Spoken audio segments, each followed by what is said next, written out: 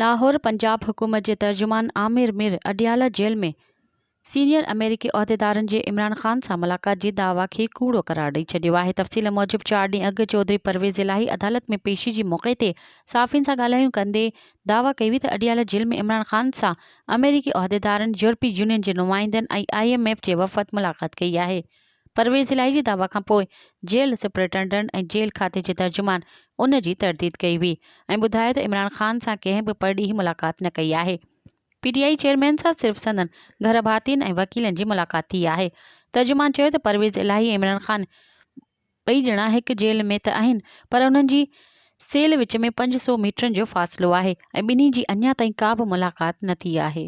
मज़ीद ख़बरनि ऐं तफ़सीलात लाइ विज़िट कयो असांजी वेबसाइट www.awamiNewsHD.com ऐं ॾिसंदा रहो अवामी न्यूज़ HD।